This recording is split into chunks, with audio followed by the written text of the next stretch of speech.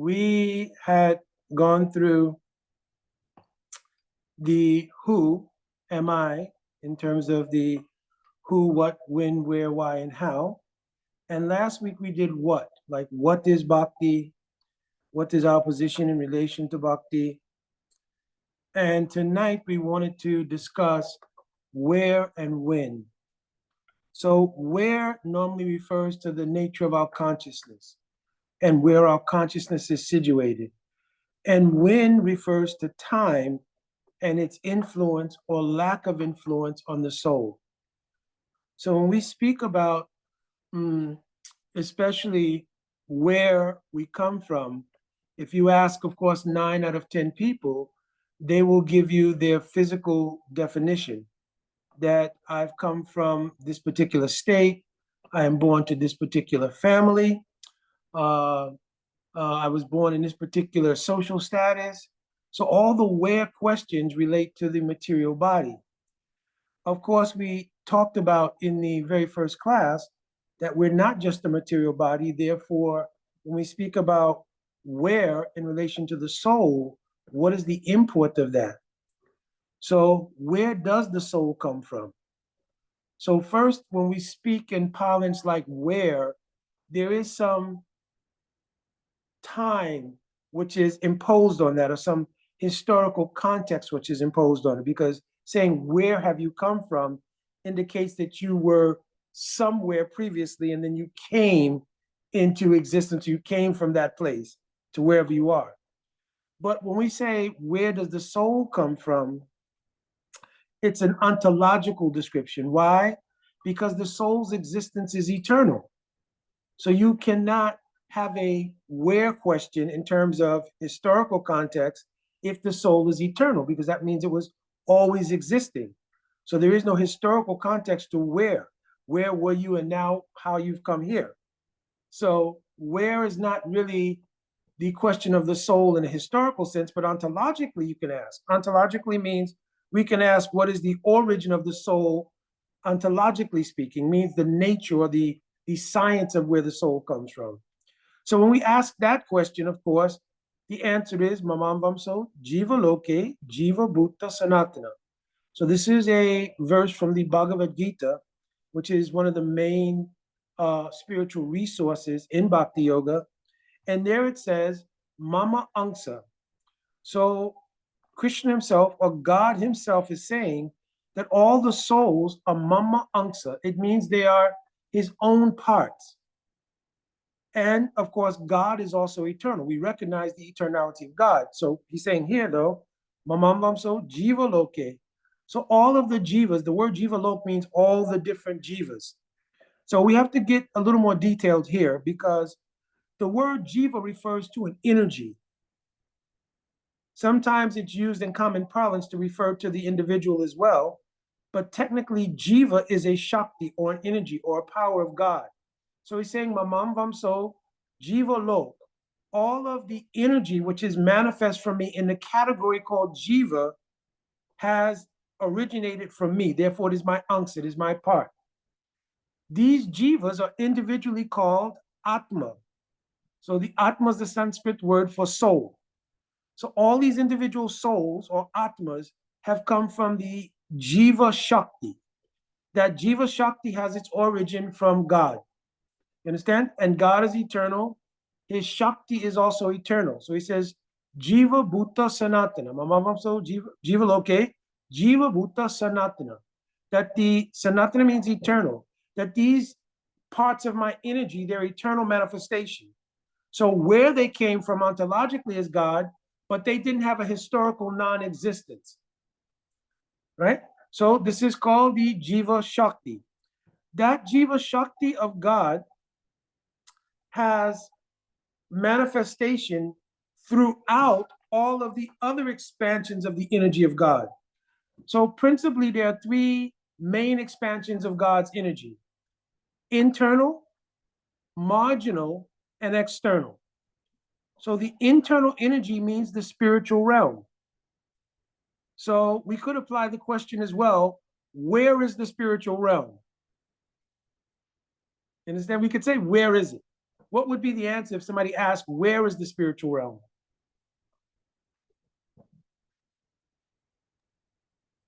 In a sense, everywhere. Everywhere. It's all pervasive. So when we speak about where in relation to spirituality, we're talking about where is the ability to perceive. So we're talking about a state of consciousness. So the state of consciousness determines the ability to perceive the where question in terms of the soul and the spiritual realm and the spiritual energy. The marginal energy means a position where Krishna's energy has a position in between the external energy and the internal energy.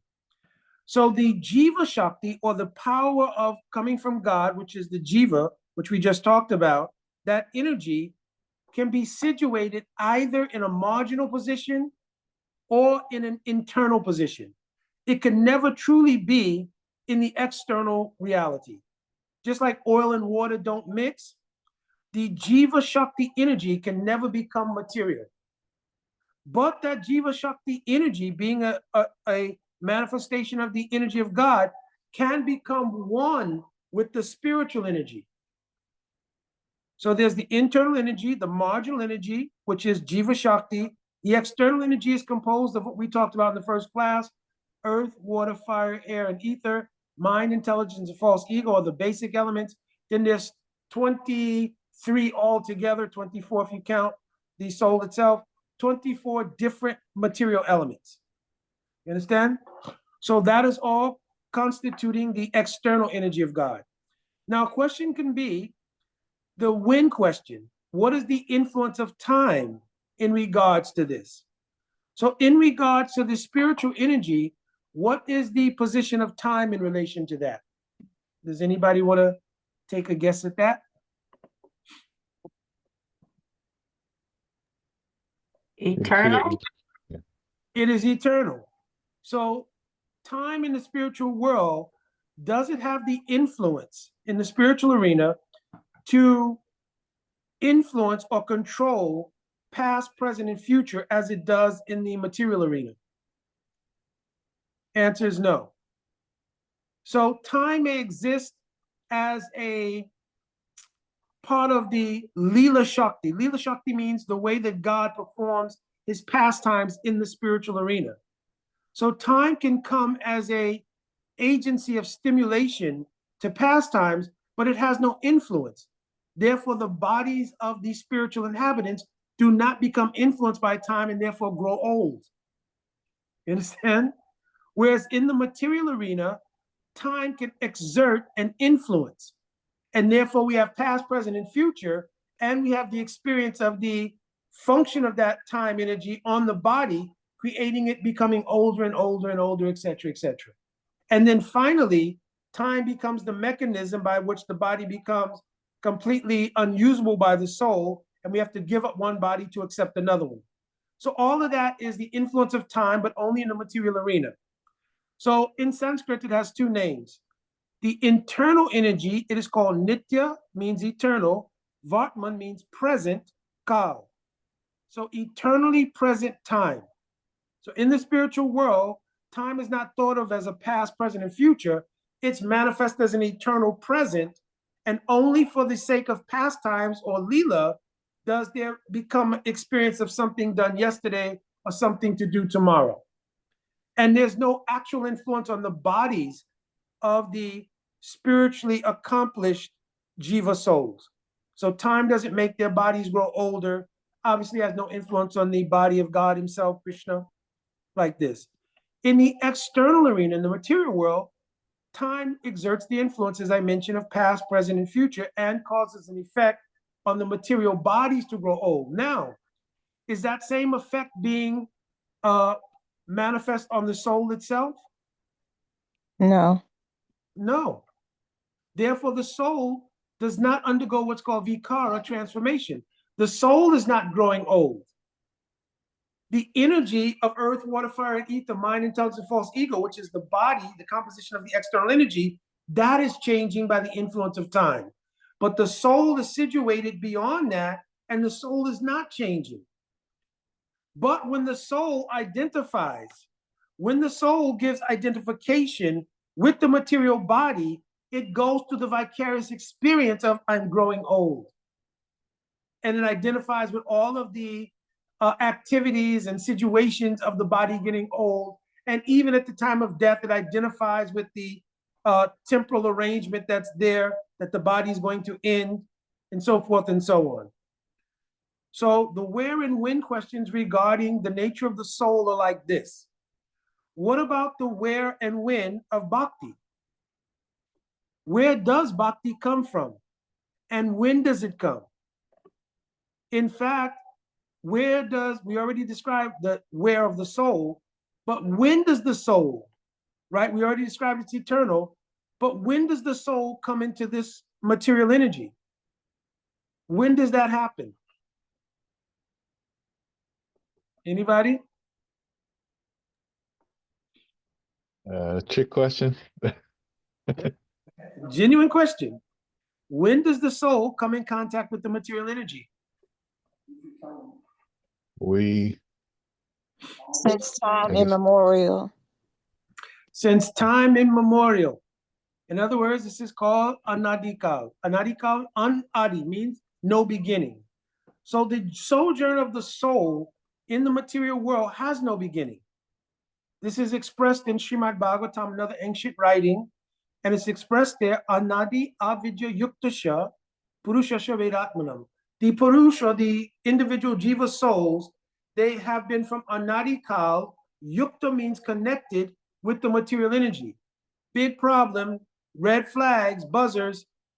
If there is an eternal spiritual realm in which there are also individual souls of jiva shakti who are eternally manifest in the internal energy and never come into the material energy, what is the cause of the ones who do manifest here? What is the cause of that? That becomes the next question.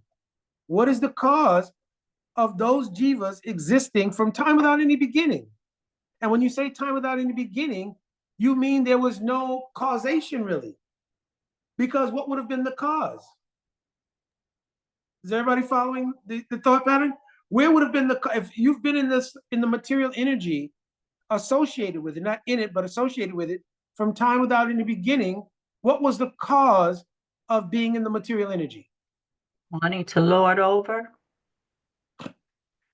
So the question would be that if the soul is eternal, where did the tendency to lord over come from? It's always been there. But then that would be to say that the soul, in and of its own nature, has these qualities in it. But all the scriptures say the soul by its very nature is Sat, Chit, and Ananda. It's pure. Okay. Isn't it because we reconciled. have some of the similar qualities as Krishna?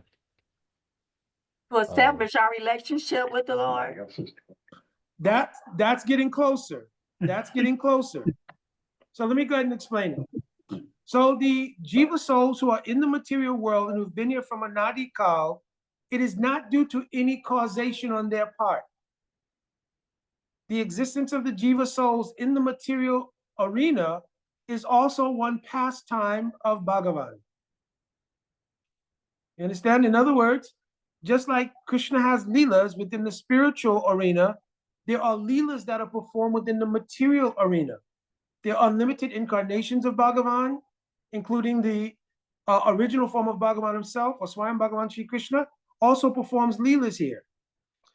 Because this is a leela of Krishna, the use of his energy in form of Jiva Shakti, he also manifests that energy here.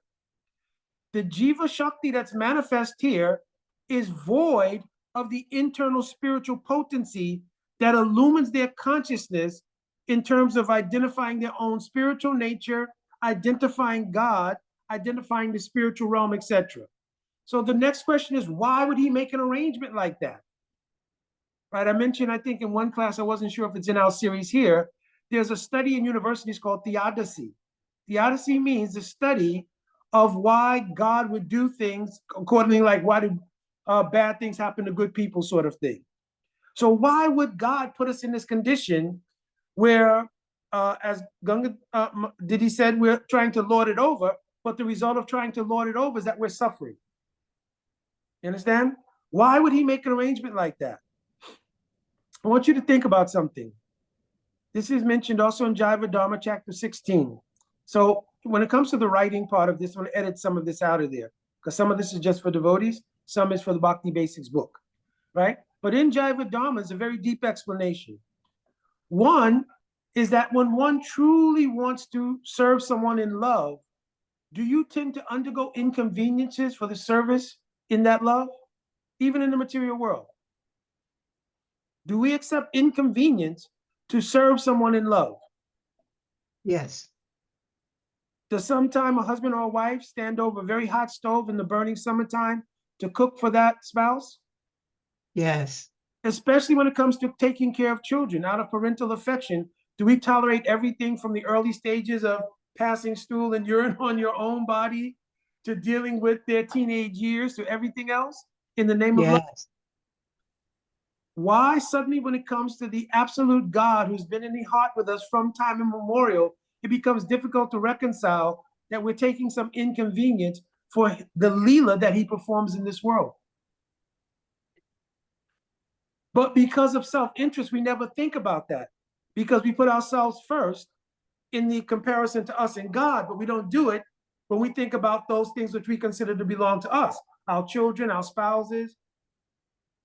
Even to take care of this body, how much do people undergo trial and tribulation? To go to the gym now at 70 is a big deal, right? Everything aches, but to take care of this body, you go through all these different things. You go through so many inconveniences for self-interest, right? And we tolerate so many things for self-interest. But if you really thought about the depth of love and what love of God means, because this is also a Leela of Krishna's, it's called Shristi Leela, the creation Leela. And also Bhagavan performs many pastimes here. The pastimes that are performed in Vrindavan, when it manifests within the material arena, is very sweet and charming and even unique and has special features that are not there in the absolute spiritual realm, in the Aprakat Leela it's called, in the eternal Golok Dham. There are special pastimes here. So if Bhagavan wants to perform these pastimes here, and he maintains that some Jiva Shakti is here, and in order to accommodate the Jiva Shaktis being in this existence, they have to be void of their spiritual knowledge. Because if you're aware of your spiritual knowledge, then it makes you exit this Leela. So actually the absence of spiritual knowledge that's imbued in those who are in the material world is in part of Bhagavan's Leela. I say in part because part of that is also the training that takes place in this world of how to develop pure love and pure service towards Bhagavan to exist in the spiritual realm. So just like in one sense, if you looked at it in another way, when you go to university and you have to study, how many sleepless nights are there studying for exams? How much struggle is there if you're not from a very wealthy family to make sure you can pay tuitions and do all these things?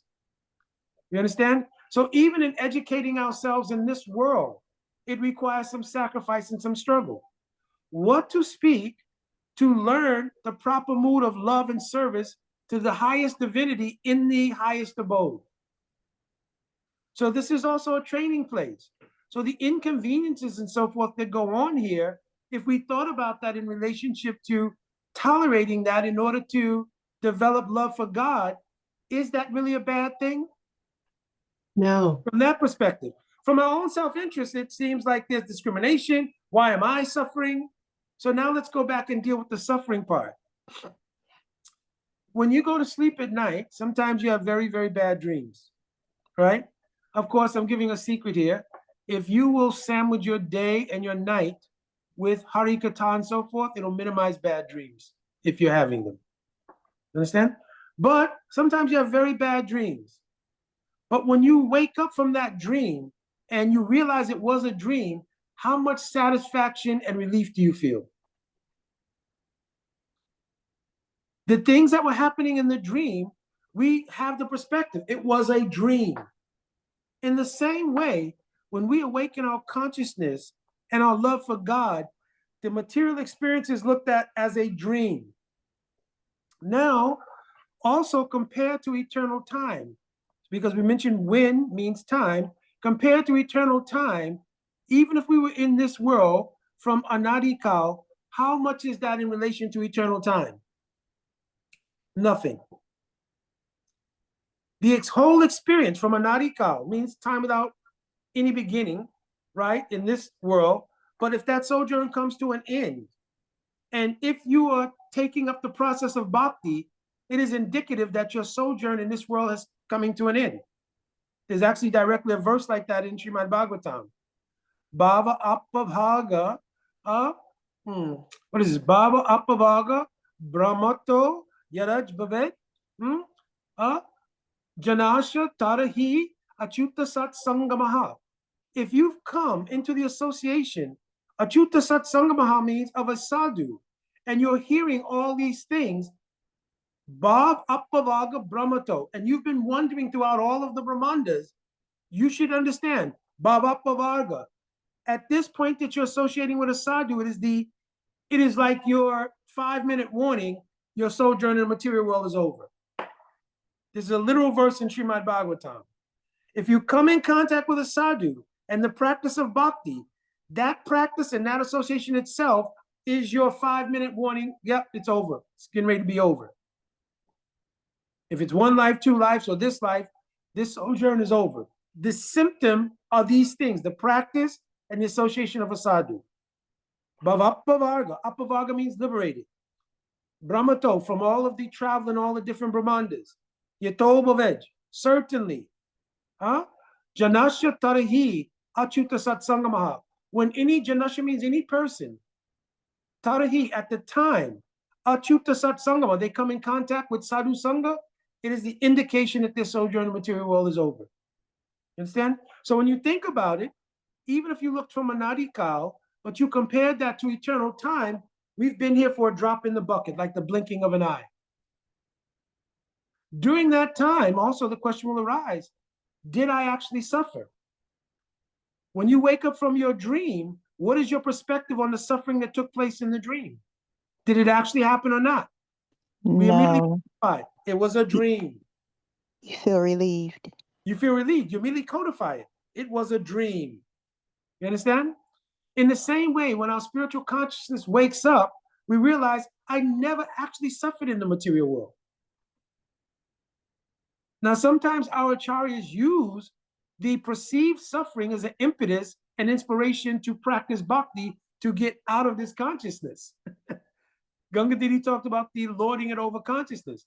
To get you to break that, they utilize the results of lording it over, which is the perceived suffering, to get you to change your mindset. But in actuality, there's no suffering. Why? Because the soul itself also never has contact with the external energy. It's like oil and water. So where has the suffering come from? It is a vicarious arrangement of your emotionally identifying with the things you're seeing on your chitta. The chitta is like a flat screen TV or movie screen. The soul is situated in a spiritual position beyond that material energy and the flat screen TV. And it's looking at the flat screen TV. The modes of nature are playing out a drama according to your karma, which is the next discussion, right? Are playing out your karmic drama on the TV screen. You're watching it, and just like when you watch a movie, you're giving emotional investment to the plot, the characters. That means all the people you've met, family, friends, all your associates, the different dynamics going on according to the modes of nature. And you're riding an emotional roller coaster like watching a movie. Even when you watch a movie, when you turn the movie off at the end, whether it was a sad ending or happy ending, it was a movie. Bas, finished. Similarly, when you become spiritually awakened, the movie's turned off, and now the reality takes place. Because when you turn the TV off, or when you wake up from the dream, are you still in your real existence? Quote here, I'm saying relatively speaking. In the same way, when you wake up from the material karmic influences that have carried you from one material iteration to another, you wake up, it is that same feeling. It's described actually in Vedanta Sutra. In Vedanta Sutra, I think it's in the 4th chapter, it describes the consciousness when it shifts from the state of being conditioned to the state of being liberated, right? It describes that whole process. So when we wake up to our liberated state, we're experiencing ourselves, first of all, in eternal time. So there's no more imposition of prakat kal or material time. So we don't see there's any influence that we're changing. We don't see there's any influence that's coming from anything within the material energy, like sickness, old age, disease, or any of these things. We don't see any prospect of being reborn. In the liberated state, especially in the practice of bhakti, the spiritual identity is awarded at the perfectional stage. And therefore, your identity becomes completely associated with the awarded spiritual identity.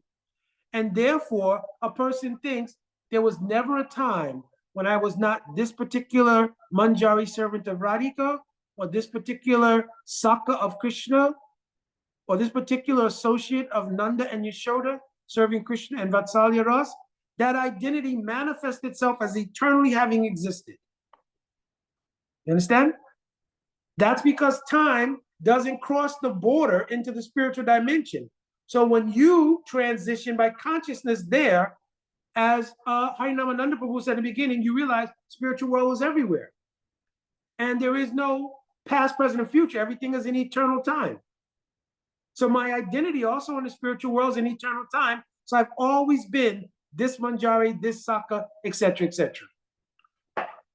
Understand? Now, for those who take up other paths, not the path of bhakti, they may take up the path of yoga, or take up the path of gyan, or they may take up the path of karma.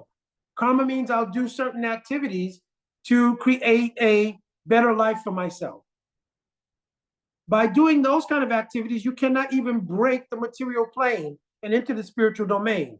You can elevate yourself to greater degrees of material enjoyment in the heavenly planets.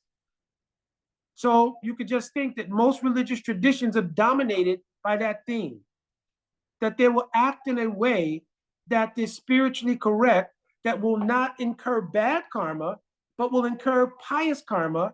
The result of that is the reward they will receive by a greater level of material enjoyment within the heavenly spheres. So every single religious tradition, no matter what nomenclature they use, is describing the same thing. Enjoyment within the heavenly planets. But Shnei Punye Matcha Loka Vishanti. When the piety is exhausted and you have not really transitioned your consciousness into the spiritual domain, there's no other alternative but for you to come back to the place where you can again balance the scale. So you come back to the earthly realm from the heavenly planets. If you take up the path of gyan or yoga, it allows you to break the material plane, but it doesn't establish you in your spiritual identity. It simply gives you freedom from the material plane. So you will realize that the Atma is eternal. The Atma has cognition of its eternality. And the Atma has bliss and no misery and no prospect of suffering. This is called Atma Ananda. So we're dealing with where and so forth now. This is the awareness of the soul. So we talked about the soul in material conditioning, the soul in the heavenly arena due to pious karma. And now we're talking about the soul breaking the material plane and being in its own nature, but not being established in bhakti or devotion or love towards God. Therefore, there's not a spiritual standing in relation to the personhood of God. But you've broken the material plane, and now you're existing beyond the influence of the modes of nature. And because of that, then the prospect for conditions which will arise to create misery is not there anymore, because you don't identify with anything within the material arena. So now, being just the soul of the Atma, Ananda is an intrinsic part of your existence. But our Goswamis have described this as dukkha pratiyogita. The word dukkha means misery. Pratiyoga means the opposite. So the very nature of the soul is the opposite of misery. So in the soul that has been realized by gyan, then there is no misery, and one experiences the bliss of the absence of misery. You understand? Just like, there's no real mundane comparison, but if everything that you needed to have satisfied as far as your material life was concerned was taken care of tomorrow, you needed not worry about another bill, another health issue, anything else. The feeling of the resolution of all problems is itself a kind of bliss. So in Atmananda, that's what's happening. There's no influence of the material world, material time, or anything. So there's a sensibility of no misery whatsoever. It is called Atma Ananda. When one, through the process of yoga, goes even deeper and establishes a relationship with the atmosphere of the spiritual energy, the effulgence coming from the body of the personhood of God, it is called the Brahma Jyoti. That is the first perception of spiritual energy. And when one wants to increase their happiness, they may have realization of the spiritual energy itself beyond just their own existence, free from material energy. At that time, they make a link with the spiritual energy called Brahma Jyoti. That is called Sayuja Mukti, or liberation, up by merging in the spiritual energy. This word merging is not the ideal explanation, even though it's used in common explanation. The Sanskrit word Sayuja literally means to exist along with the spiritual energy. You understand? So we're not merging into it. We're actually existing along with it. Because remember the statement we talked about from Bhagavad Gita, Jiva, Bhuta, Sanatana. Your individual status is eternal. That can never be given up. So now you're existing along with the spiritual energy, and it's called Sayuja.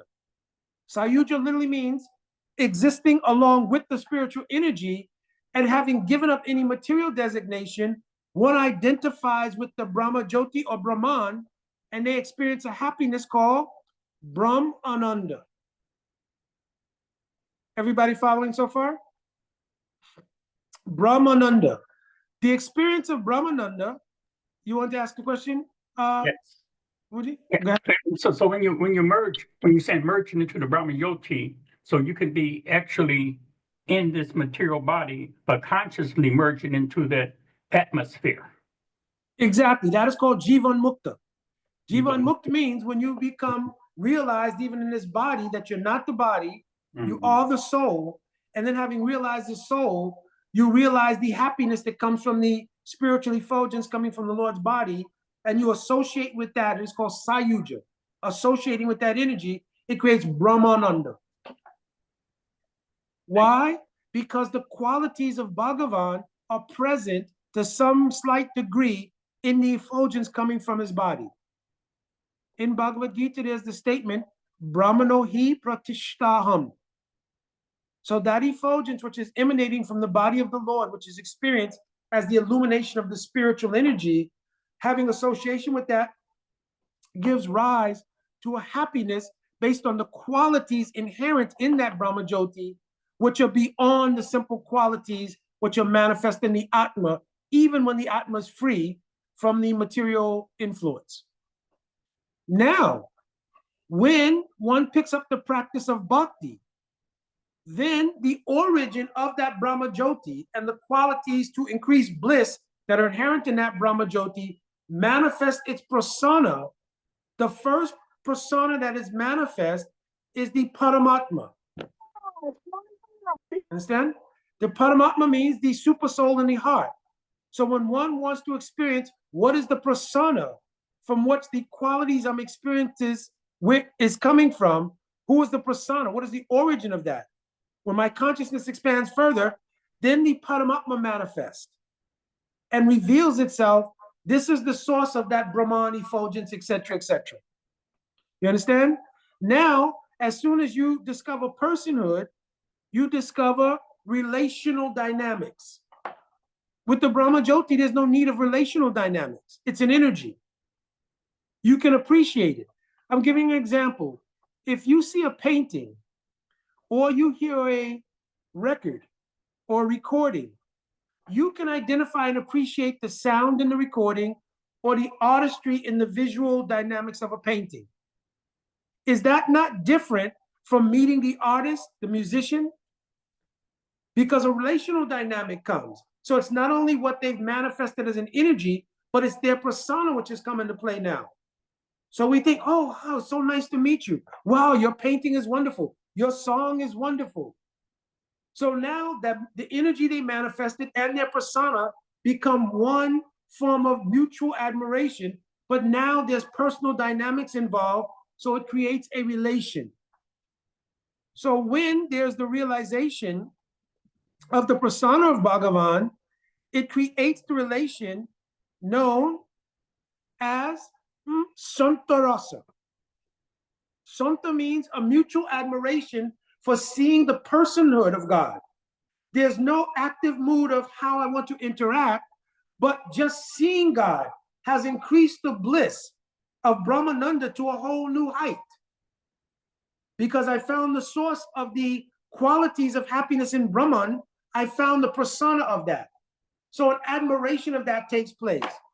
Just like for many people, if you see, let's keep the same simile we just had, you see finally the artist who is the personal source of the recording or artwork that you've seen. But you're seeing them at a distance. They're leaving their hotel or the art show, whatever it might be, and you're seeing them. No relational dynamic beyond admiration is taking place, but you're looking at them and, oh my gosh, yeah, there they are. Here's that person, there's that person. You haven't even spoken to them. But an admiration has taken place and it's created a relational dynamic called Santa. Shanta means a admiration that has not been activated into a state of relational dynamics in terms of service. You understand? You haven't created a service relationship, just one of admiration. That's what happens when a person experiences Paramatma. Now, in the contemplation of the glories of what is experienced by the persona of God in the form of Paramatma, a person begins to think and meditate on those qualities. By meditating on the qualities that are existing in that personhood, one desires, how can I be closer? This engenders the mood of service. The first mood of service that's engendered in the heart is called dasyaras. One thinks the object which I'm looking at is worshipable. I want to serve that worshipable objective. That is called dasyaras. Understand?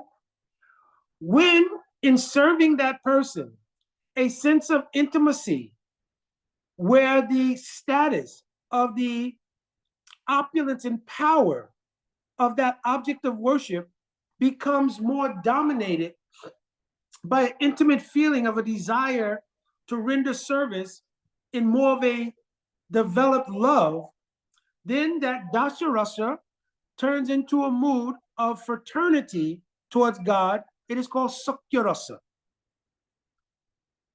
You understand? So on the last class, we'll go into more detail about that. I'm just giving you an overview because we're speaking about the nature of the where. The material energy, where is the spiritual energy? It's everywhere. How is it discovered by consciousness? That's led to the discussion we're having now. So then gradually, the elevation of the love takes place to a higher and higher degree, and it culminates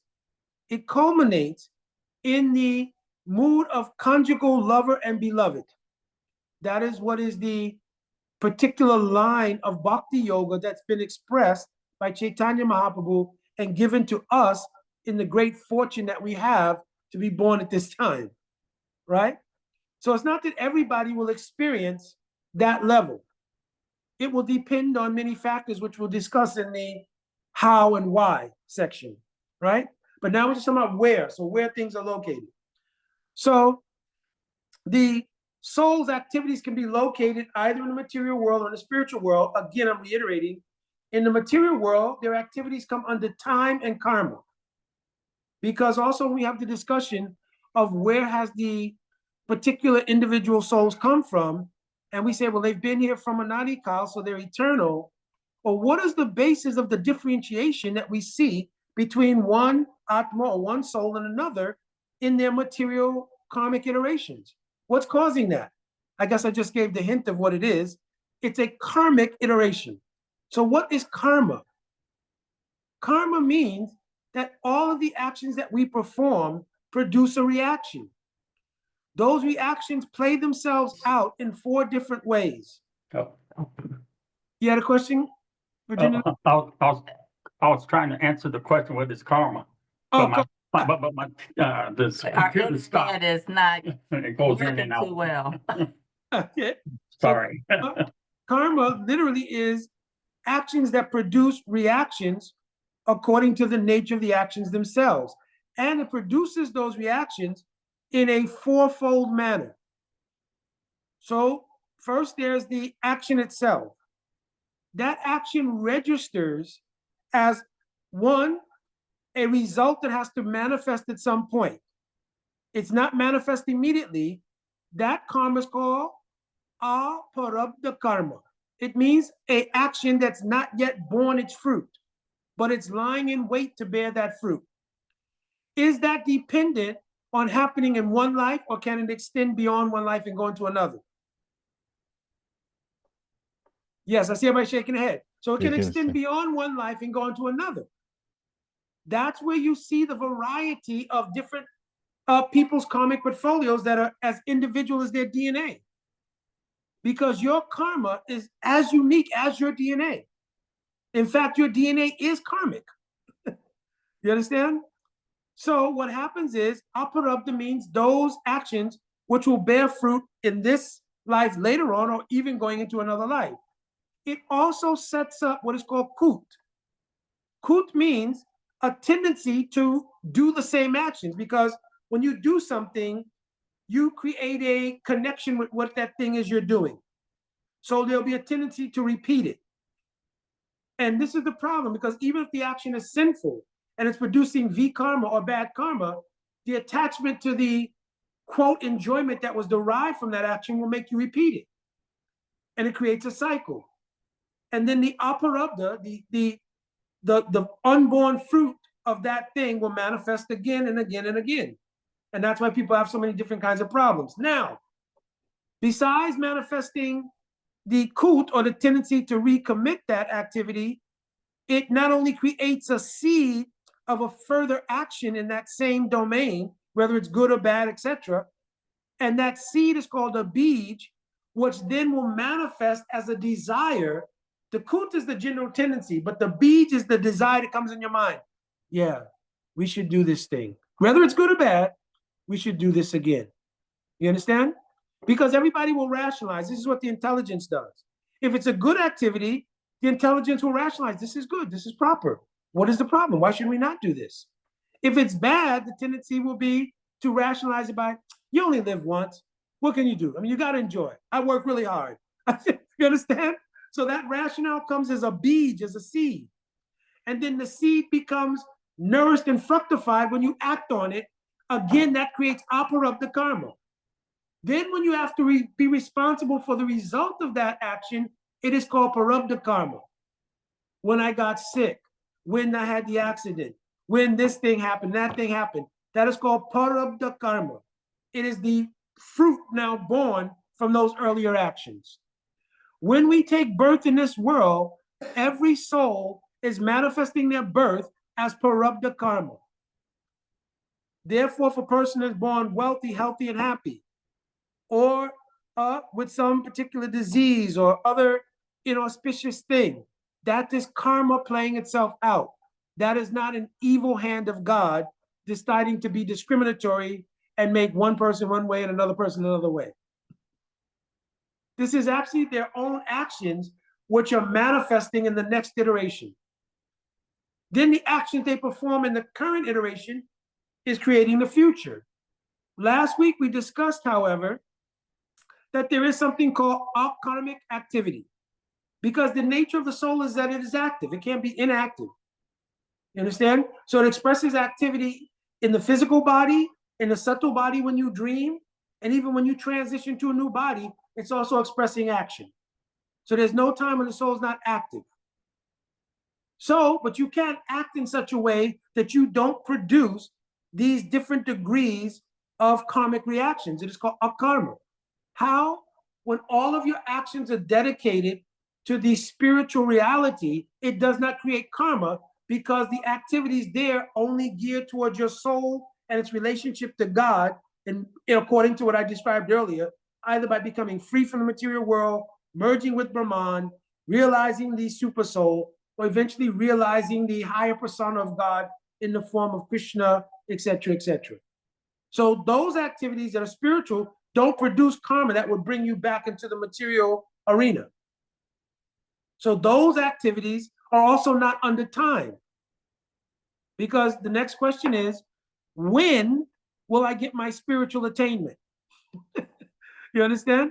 Because when I signed up to go to college, I knew it was a 4-year degree program. And if I took all the courses that were laid out by the office when you go and you do your counseling and you set up your courses, if I do these many courses with these many hours in this period of time in the school season, and then I decide to go to summer school, I'll graduate. You can calculate it all. Can you do that with your spiritual unfoldment? No. Because is your perfection in your spiritual unfoldment dependent on you, or is it dependent on the mercy of God? You understand? So this is why this is set up like this, is because it engenders the mood, which is the first step in love, which is called being surrendered. Giving over control that you thought you had in your material dealings, realizing I'm not the controller.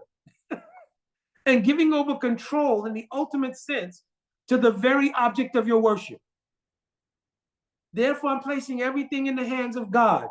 I will do everything necessary in terms of spiritual activity.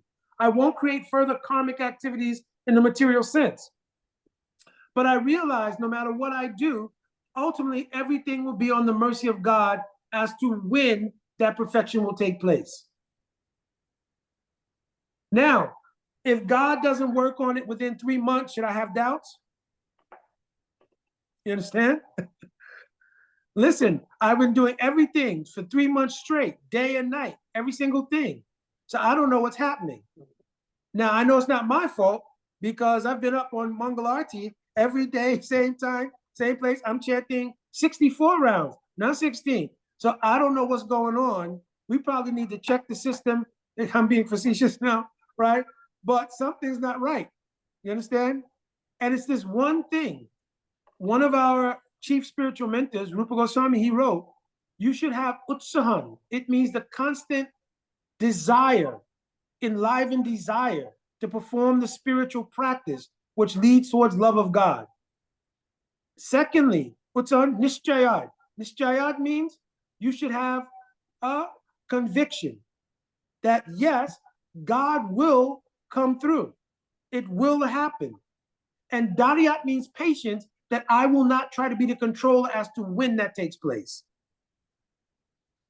Another reason for the surrender is that surrender is a great ingredient in love.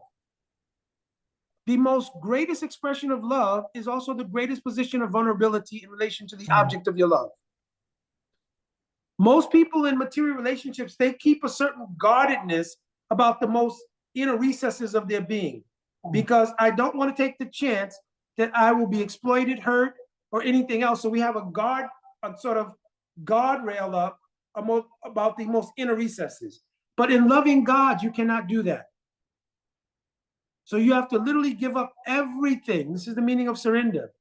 The last line in the verse of surrender is Atmanikshepa Karpanya. Atmanikshepa means I'm giving up the most inner core of my being to the lotus feet of God and putting everything in the hands of God. And I'm doing everything unmotivated. Suppose God says, I'm not going to reward you. Would you keep doing your sudden bhakti? Yes, because that means the love is unconditional. If you'll say, well, I got a telegram or text or something from somebody who said they were in Golok Vrindavan with Krishna, and he said, no, I'm not doing that for them. So they can keep doing the sadhana if they want to, but no, I'm not giving them liberation. I'm not giving them love of God. And then you said, oh, well, I'm not going to give love of God? All right, well, maybe I don't want to go back to the material world, but I don't have to get up at 4 o'clock in the morning every morning, that's for sure. You understand? So if the mentality, I'm not talking about the actual literal dynamic, I'm talking about the mentality. If the mentality is that I have to be rewarded for these activities. How is the love unconditional or unmotivated, or anya abhilasita sunya? Means devoid of any other desire. So the activity of expressions of love have to be done regardless of the outcome. It's unconditioned. Now, the nature of God himself is he's expressed himself. Oh, if anybody will serve me, unconditionally like that, I will reciprocate. You understand? That's his own declaration. But are we dependent on that? So much so that Krishna said, listen, I'm not going to even say it. He tells Arjuna, you're a witness to the fact that I will come through. So, pratijani kunteya pratijani. You declare it. You tell everybody. You understand? Because you're the example of someone who has shown me unconditional love. And I've come through for you all the time. So to make them believe it, right, you speak it. Kunteya pratijani. You understand? So in this way, we should do our devotion, our karmic devotion towards Krishna, unmotivated, fully surrendered.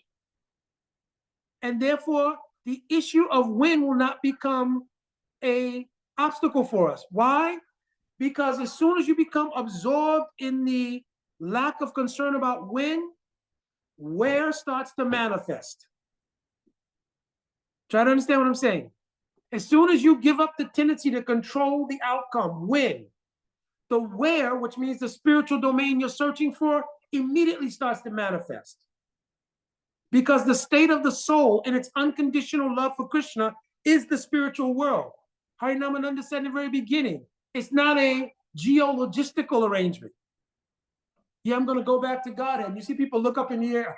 I'm going to go back home, back to Godhead. Back to Godhead is everywhere. It's where your consciousness becomes situated. So the where is a matter of consciousness. The when is a matter of the reality of time's influence, either in the material arena or its lack of influence in the spiritual domain. So if you're truly doing bhajan sadhan, you're already situated in the spiritual arena.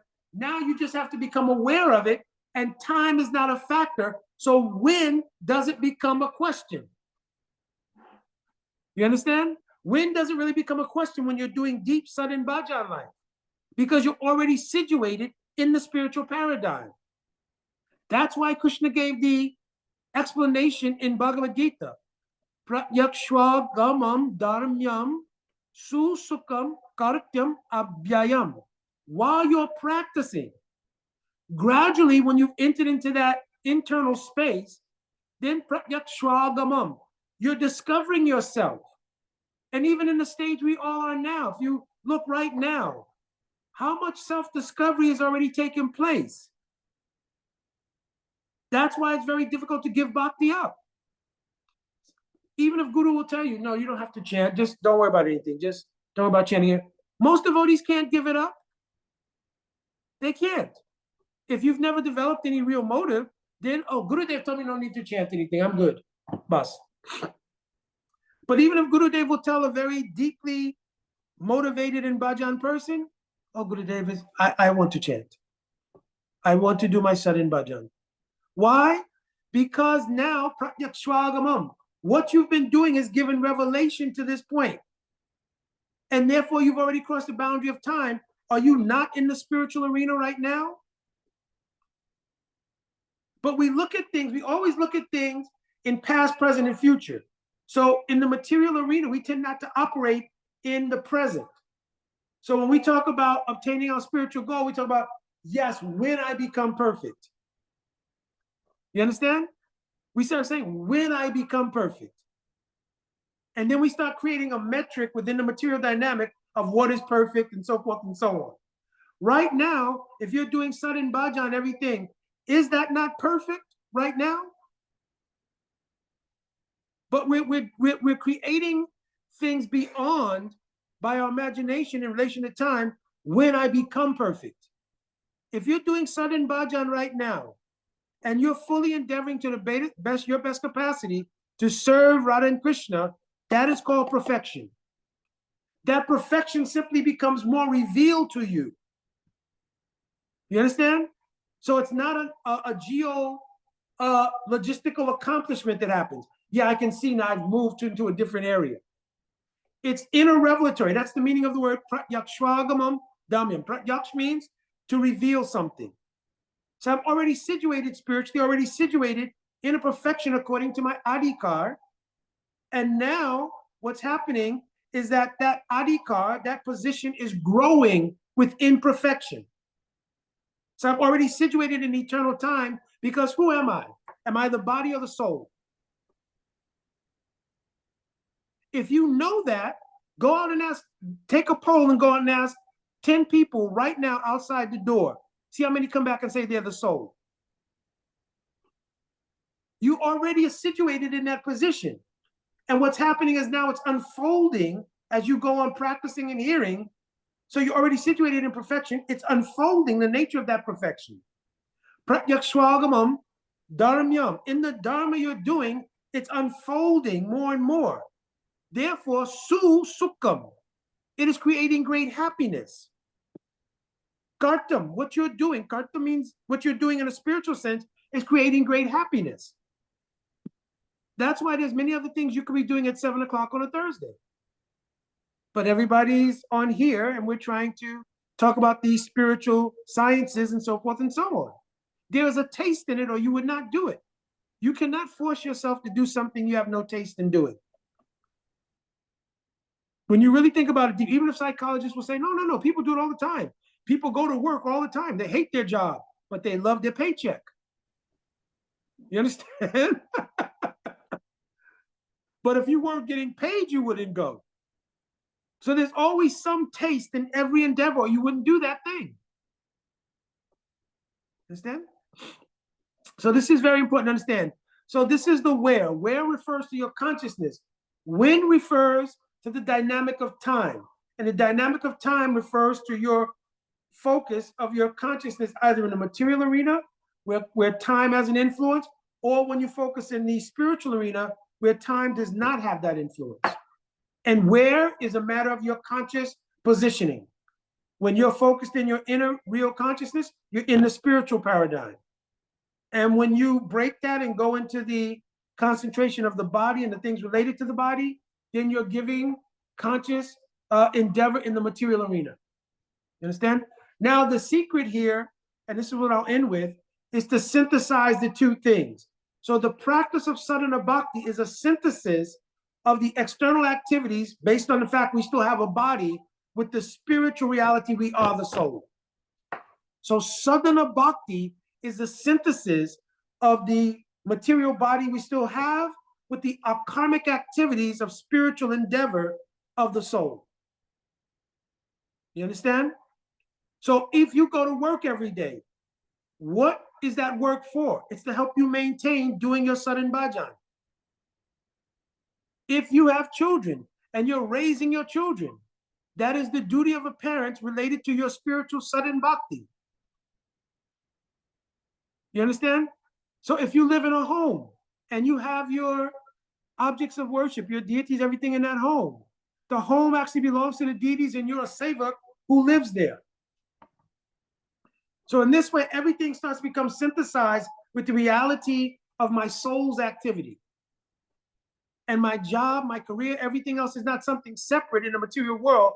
It is a part and parcel of the soul's activities, which is vastly different from the person who works every single day looking for how they'll take the fruit of the work and enjoy it themselves. You understand? And again, susukam karta avyamyam means it's not that I'm not enjoying in the position of the soul. So much bliss is coming internally and externally. Now I'm testifying, I've come to Cleveland. I've had prasadam in Cleveland. I was unhappy. No, this is overwhelmingly unhappiness or something. So no, realistically speaking, kirtan, prasad, association of Vaishnavas, harikatha, it's happiness or not. So there is a synthesis. It's not that the soul activities are all void of any kind of happiness. It's just like a tolerance until you die or something. Susukam kartam avayam. The kartam of spiritual life is also very happy. You understand? So just quickly in review, where refers to the nature of our consciousness and the situation of our consciousness. When refers to the dynamics of time. Eternally manifest present in the spiritual domain, or the influence of past, present, and future in the material domain, its particular influence according to our identification with the body or identification with the soul. All right, so maybe we'll take some questions here, and then I'll try to end timely. So any questions about anything, or anything that I should go over? Haribol, Dandavats. Haribo, Didi. Mukunda, when you mentioned about karma, and you were saying how when we have our spiritual practice, that this is absolutely not getting us, any bad karma or any, karma in the material world. But can you explain how to get, is there a process that we can also destroy or get rid of the bad karma that we've already incurred, along with chanting? Is there something else that we can also do to get rid of bad karma that we've already incurred? No, because the process of bhakti itself is absolute and complete. When you take up the practice of bhakti and you do sadhanagati, the karmic wheel is compared to, Srila Prabhupada said, the unplugging of a fan.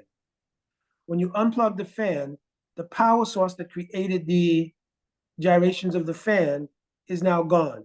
So what happens to the fan? The blades are still turning, but what happens? They start to slow down gradually because there's no power behind it.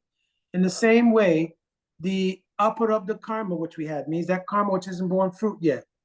Even though that karma will manifest, it will manifest in a weakened position. Just like everybody was a kid, don't judge me. We played the game of trying to stick your finger in the fan and touch the blades without getting cut, right? You tried to put the pad of your finger to just slow the blade down and hold it, and you can let it go and it would, right? So there's a difference between doing that, which is like the material energy and karma still being in full force, and when you unplug the fan and you start sticking your finger in, even if you stick your finger in a little bit, the fan almost comes to a halt. You understand? Because it's not powered anymore. Similarly, karma, whether it is pious karma or bad karma, has been unplugged from the karmic source, which is your activities in relation to the body. So now, whatever reactions do come, they tend to come in a weakened state. So whereas your karma may have said that your whole arm should be taken off, now you cut your finger. You understand? This is just a rough example. No, yeah, I understand. Comes, and that's why the verses there in Bhagavatam, Tate anukampam sushamikshmano, bunja eva atmakritam vipakam. We should tolerate that karma, thinking this is the mercy of the Lord. That's why that's said that you should I consider it mercy. I should be getting so much worse based on what I've done over the course of lives, but by the mercy of God, then the reaction to what I've done, being his servant, has been minimized. Oh, that's where that comes from. Okay, because I hear Sham has said that a number of times. He said, well, Chandrika, you should just consider it mercy. It could be worse. It could be worse. And then I say, how could you say something like that? That's so insensitive. But that's what you mean. Okay. That's what's meant by that. Okay. Yep. Because karma is also a law of Bhagavans, right? The verse that describes karma, karmana daivana natrena jantu tehopapatye, stri uttapravesta pungsam rekta kanarsaya. This verse in the third canto describes exactly what the karmic portfolio and package is. Karmana daivana natrena. According to our destiny, daiva means destiny, born from karmic activity. Karmana daivana natrena. It determines, karmana daivana natrena, jantu devapatye. This combination of things determines stri uttapraveshta, what womb I will enter.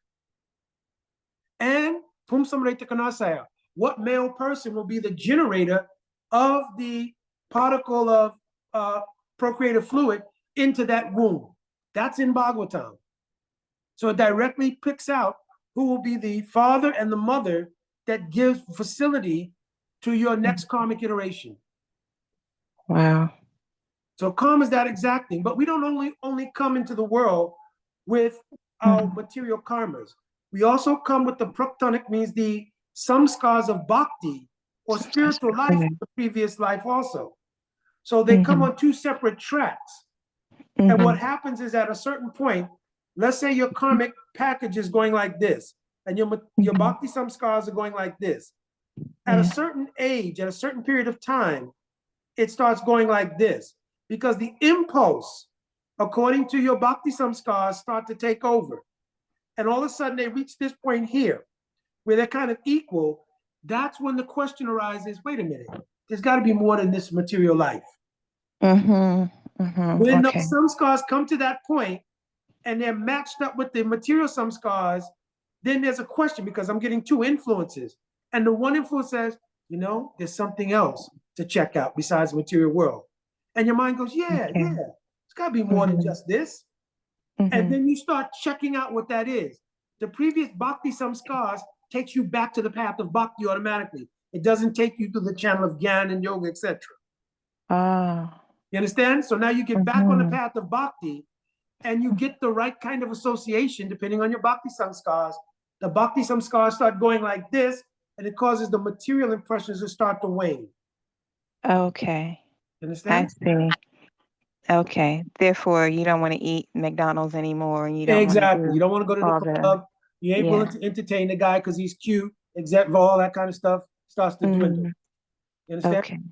And everything in your life becomes intentional and substantive, because the dominance of the spiritual influences are pulling your consciousness towards the actual nature of your consciousness in bhakti, which is to serve and love God. So it's the actions of spiritual energy that's doing that. I see. I see. Thank you. This is a deep thing too, because the material energy is also a serving energy of God. Maya Devi is actually a Shakti of God, Shakti of Radharani.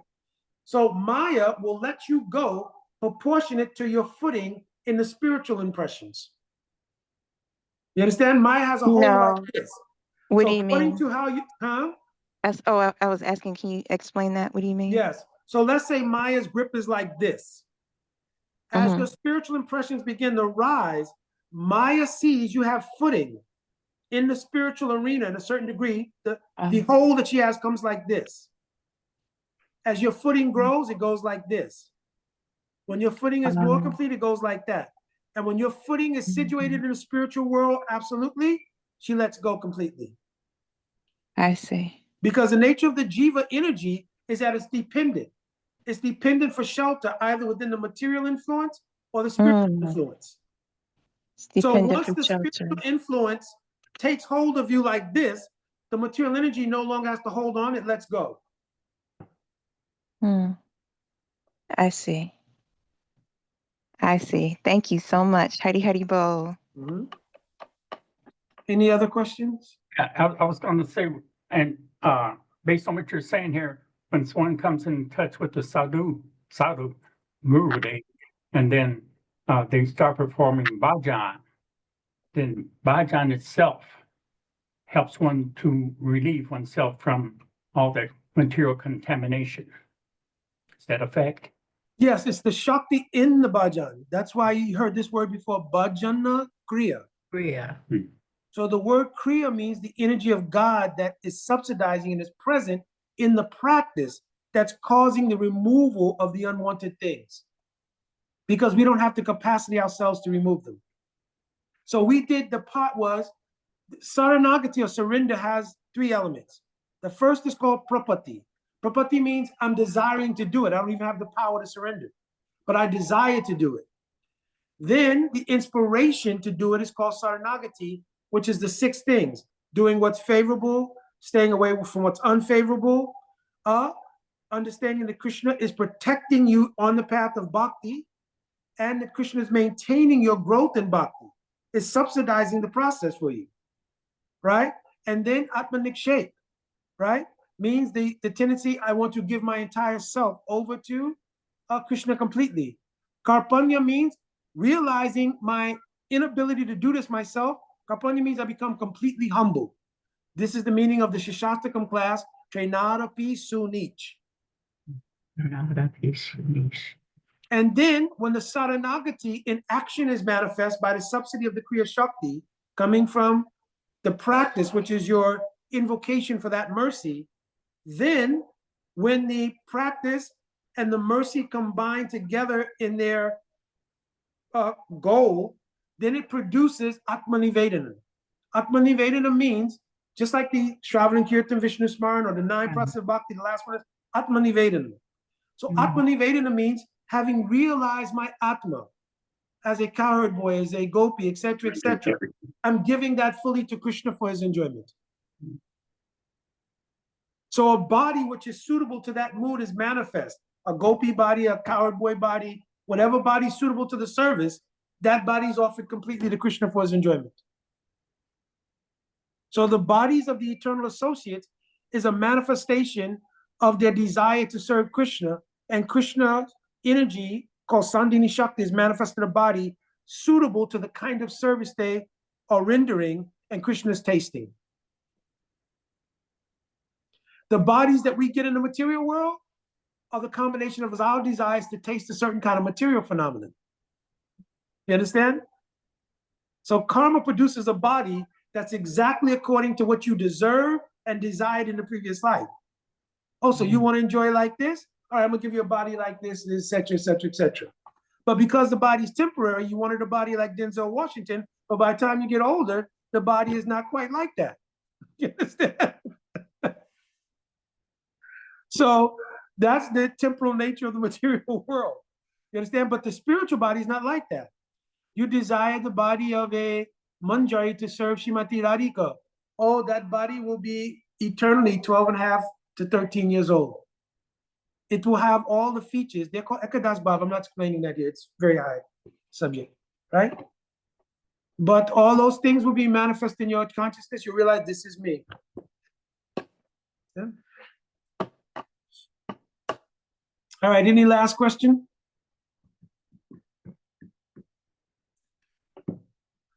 All right, Hari Bol. So another session. So next week,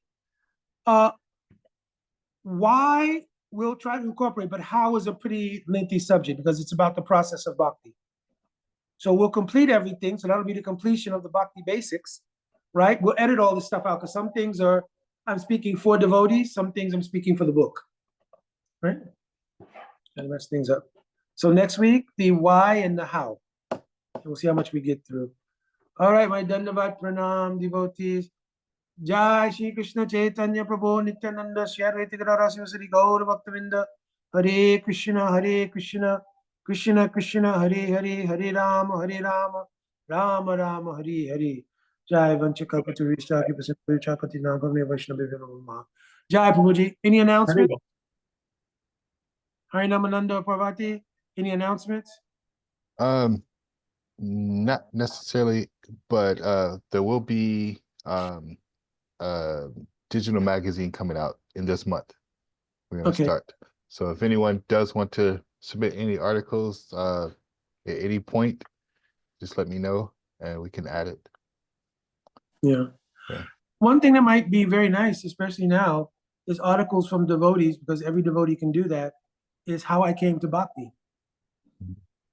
That might be a very good way to start because you get articles and it's interesting reading people's personal stories and so forth and so on. And the epiphanies, that's something that each person can contribute, you know? So that could be a section there. All right, Haribo.